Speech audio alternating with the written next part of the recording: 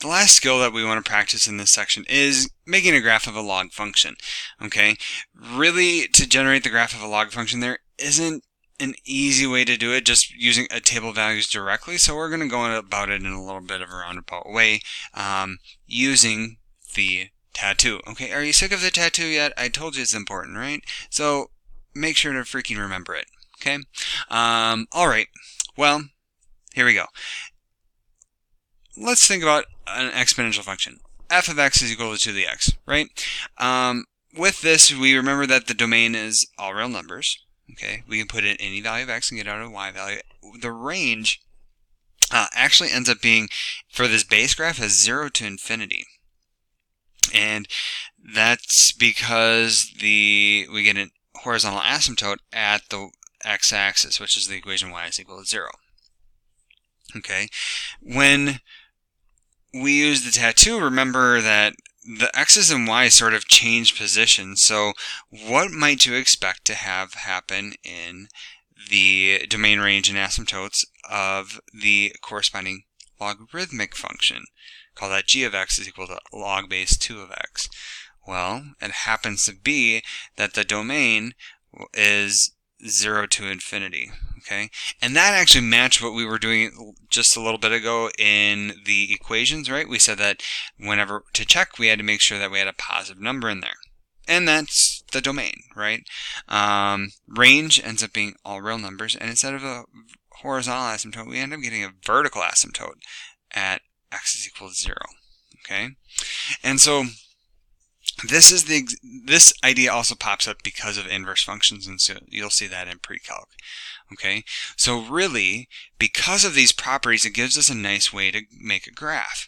What we can do is look at the exponential function, graph that if we wanted to, or really just switch the columns. And so instead of whatever we have x as f of x, or as, let me back up. Whatever we have as x and y in the exponential function actually reverses for the logarithmic. So we just literally switch the columns and graph like y as x in the logarithmic function. Okay, here's the idea. Okay, so an example. We want to look at the corresponding exponential form. So what I need to do is isolate, so I'm going to write this as y, right, is equal to log base 2 of x plus 1. Okay, so what I want to do is actually graph, or generate the exponential form of this. So I would add 2. Again, I need to isolate the logarithm first. X plus 1. Okay, and then I want to switch this to exponential form via the tattoo. So this would be 2 to the y plus 2 is equal to x plus 1, and really just subtract 1 at the end of all this. Okay, and so then what we end up doing is for the function to the x, well, this is really x plus 2 minus 1. I'm using x instead of y. Big deal. Okay, but what I want to do is I want to pick values of y that are convenient. So minus 2, minus 1, 0, 1, and 2. And then run these through and find out the value of x. So then if I do this, I'm going to pause the video and complete these for us. Alright, and so here, I'm going to erase this so it doesn't confuse us. I paused the video and completed the table for x. So again, I picked values of y, because that's what my equation said. I can pick values of y, and then I found x based on that y value. Okay, so now if I just go ahead and plot these, minus 1 and then minus 2, okay, 1 and minus 1, okay, we get something like that. And then, let's see, 3, 3, 0,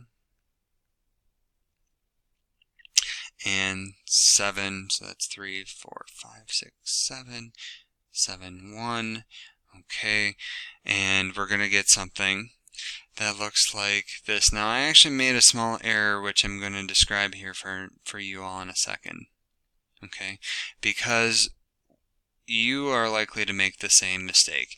So this point at minus 1 minus 2, it makes sense in the exponential form, but then remember that x has to be a positive number. Or rather, the inside part of the logarithm has to be positive. So this one is actually what I would call an extraneous point, because if you put in minus 1 here for x, you end up getting 0, and that violates our condition of x being positive. So don't use this point here. And what we would actually say is that this would actually be where our vertical asymptote is going to be. Okay, well, you get the point. Okay, so we end up, at least in this equation, with the vertical asymptote at x is equal to minus 1.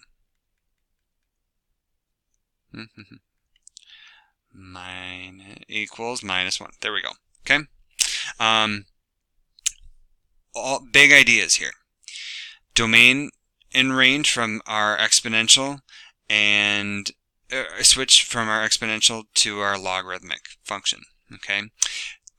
Consequently, to graph a logarithmic function, convert it to exponential and make a table of values for the exponential, just remembering just kind of switch the columns. You'd pick values for y to find x, okay, and then you can plot the points as normal, okay.